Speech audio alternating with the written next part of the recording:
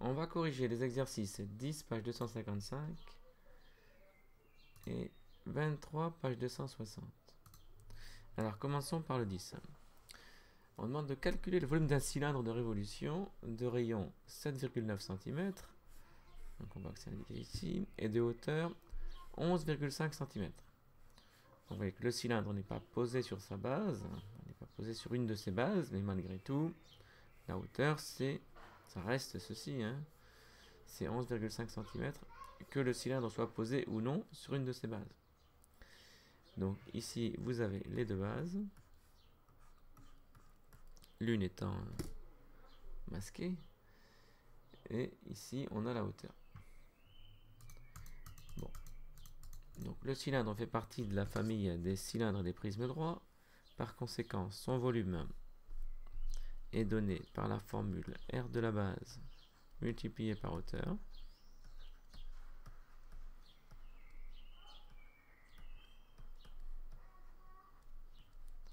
Dans le cas du cylindre, on peut préciser cette formule parce que la base est un disque. Donc l'aire de la base, c'est l'aire d'un disque qui est donné, la base étant un disque, par pi fois r au carré. Donc pi, alors je vais mettre le multiplié ici, hein, pi fois r carré fois h.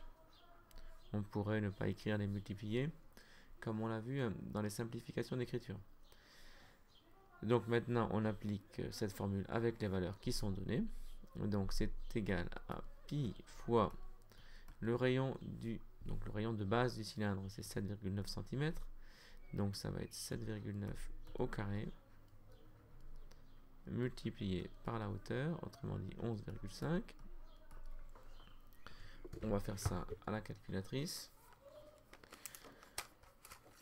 Donc l'énoncé ne dit pas l'arrondi qu'on veut ici. Donc on va prendre par exemple, on va arrondir à l'unité. On va faire en centimètres cubes et donc arrondir au centimètre cube. Donc je me sers de la calculatrice pour obtenir une valeur très précise de pi. Donc pi multiplié par 7,9 au carré multiplié par 11,5. On obtient une valeur exacte et donc on obtient 2255 environ. Si on arrondit à l'unité ici, donc 2255, et c'est des centimètres cubes compte tenu que on a pris des centimètres ici et des centimètres ici, on obtient des centimètres cubes. Donc voilà le volume du cylindre. Passons maintenant à l'exercice suivant où on demande de calculer. Donc il y a deux calculs de volume à faire. Premièrement, calculer le volume d'un cube de 54 mm de côté. Et petit 2, calculer le volume d'un parallélépipède rectangle ayant pour dimension 0,32 cm, 6 mm et 36 mm. Alors, dans le cas du cube, alors vous voyez qu'ils ont écrit côté, on pourrait dire aussi arrête ici parce qu'on est dans l'espace. Donc il vaudrait mieux dire arrête. Donc on a un cube qui est comme ça.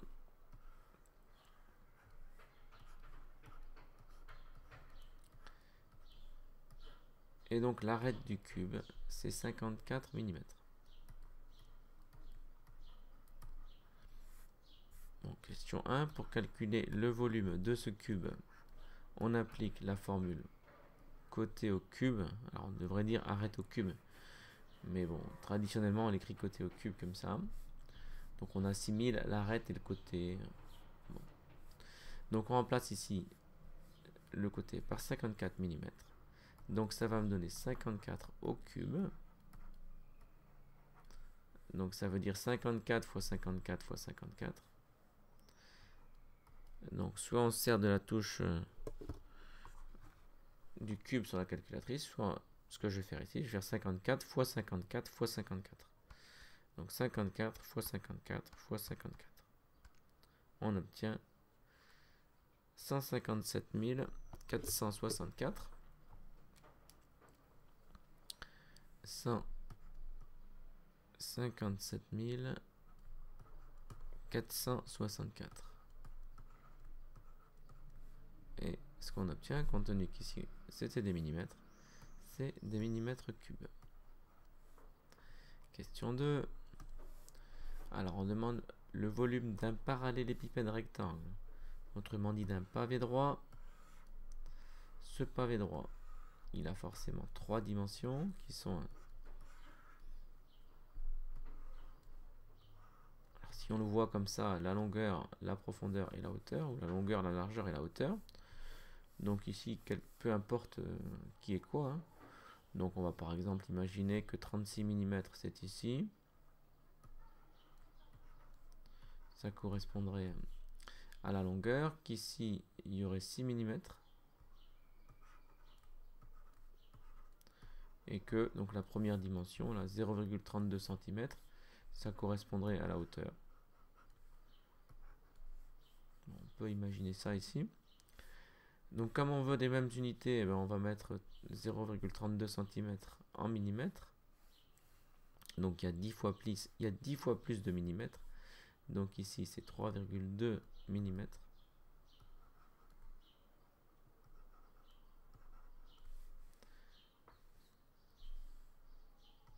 Donc voilà les dimensions de mon pavé droit que j'ai posé sur cette base ici. On peut donc calculer son volume. Donc le volume, c'est R de la base multiplié par hauteur. Autrement dit, il faut multiplier entre elles les 3 dimensions du pavé droit. Donc ici, on va donc faire 36 fois 6 fois 3,2. On calcule ceci. Donc 36 multiplié par 6 multiplié par 3,2 et on obtient 691,2. Donc 691,2. Donc ça, c'est si on est en millimètres cubes. Parce que là, on a tout mis en millimètres. Si on voulait le mettre en centimètres cubes, donc il faut décaler de 3 positions vers la gauche, parce que c'est une unité qui est 1000 fois plus grande. Donc si on préfère, on pourrait l'écrire comme ceci. Et cette fois-ci, ce serait des centimètres cubes. Cette valeur serait obtenue en prenant tout en centimètres, donc en faisant 0,32 multiplié par, donc à la place de 36, on prend 3,6 multiplié par, à la place de 6 mm, on prend 0,6 cm. Si on tape ça sur la calculatrice, eh bien, on va forcément trouver le résultat précédent. Donc je le fais ici, fois 3,6 fois 0,6 et on obtient 0,6912. Donc ici on obtient bien ce résultat qui est ici. Donc on voit bien pourquoi effectivement il faut décaler 3 positions, parce qu'en fait on multiplie à chaque fois par un nombre 10 fois plus petit. Donc une fois c'est 10 fois plus petit, une deuxième fois, une troisième fois. Donc en tout, sur l'ensemble, eh bien, bon, ici on a divisé, parce qu'effectivement, donc celui-là on l'a divisé par 10, le 36 on l'a divisé par 10, le 6 on l'a divisé par 10, le 3,2 on l'a divisé par 6, donc l'ensemble on l'a divisé, donc ça ici, l'ensemble, on l'a divisé par 1000. Ce qui explique que on a ce système de conversion.